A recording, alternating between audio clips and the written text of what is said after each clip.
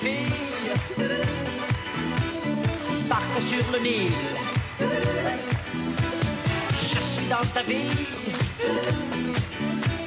je suis dans tes bras. Entre Claude François et le disco, c'est l'histoire d'une évidence. Quoi de plus naturel pour le chanteur que de prendre à bras le corps ce style musical si proche de son propre univers.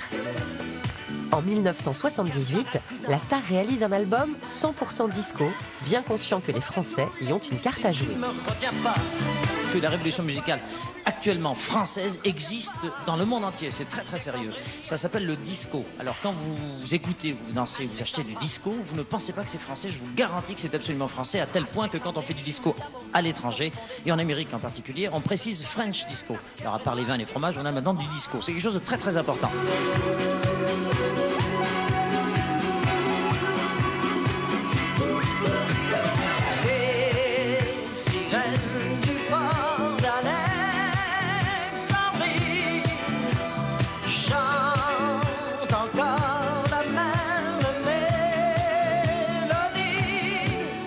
Mon père prend conscience du disco à l'été 76 dans un club en Sardaigne où ça joue beaucoup dans la soirée de disco. Il se rend compte qu'il y a un nouveau courant musical qui est en train de naître. Mais Claude François veut profiter de la vague disco pour asseoir sa crédibilité auprès d'un public branché et intellectuel qui, jusque-là, le méprise. Il se rapproche donc d'un parolier très en vogue, Étienne Roda-Gil, l'auteur des textes de Julien Clerc. Une rencontre est organisée entre l'intellectuel de gauche et le chanteur trop populaire, deux hommes que tout oppose.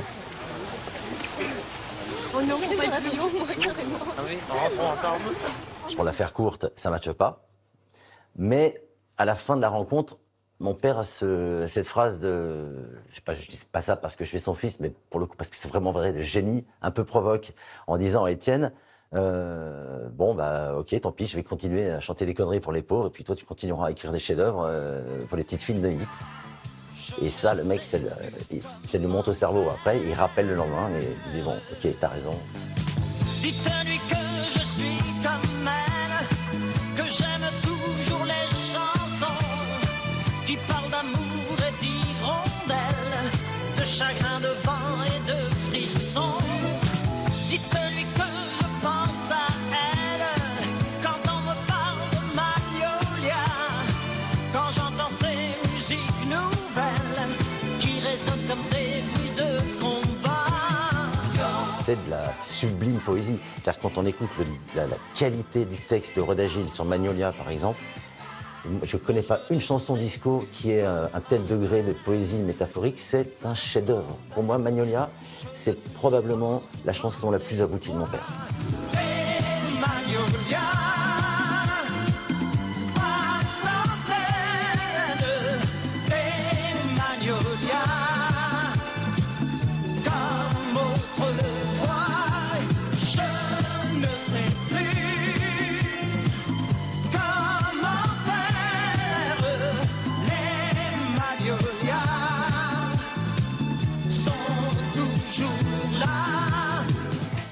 Si Magnolia Forever reste un grand classique de Claude François, Alexandrie Alexandra s'ancrera encore davantage dans son répertoire.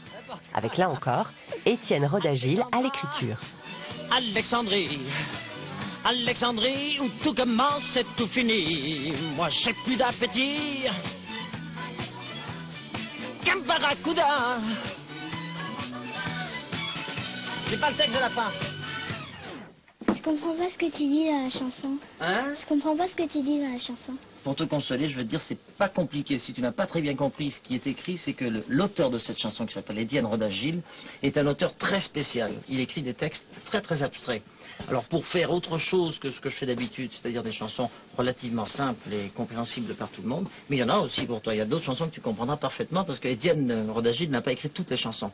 Mais là, c'est des chansons un petit peu ce qu'on appelle dans notre jargon de métier deuxième degré. Et c'est génial qu'il explique Roda-Gil à un enfant. Et que ce soit lui qui le fasse, je trouve que c'est assez improbable, mais en même temps, c'est un peu ça. Il y avait une question de danse, puisque j'avais dit « Allez, danse !» danse. Ça venait à la suite de « Je vais danser » ou « Je... » On peut le faire écouter. Tu danses. Je m'en souviens plus, je crois que tu danses dans ton livre, un truc dans ce goût-là. C'est Roda-Gil, de toute façon. spécial. La lumière du phare d'Alexandrie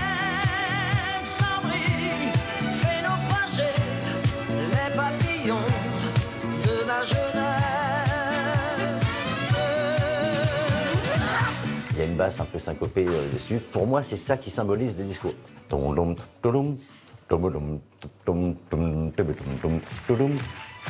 Ça fait bien la basse.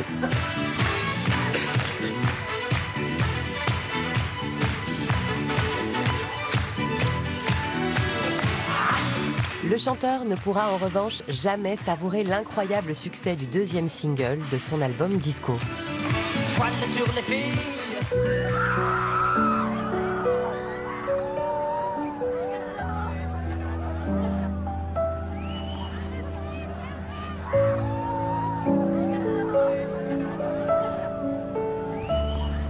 La date de sortie du 45 tours d'Alexandrie Alexandra, qui est prévue des semaines à l'avance, est fixée au 14 mars. Et c'est du hasard, il n'y a certainement pas du marketing. Il se trouve que ce sera le jour de ses obsèques. Et en fait, Alexandrie Alexandra va marquer ce jour-là le début de sa deuxième carrière, celle qui vit encore aujourd'hui, 45 ans après, portée principalement par ce titre.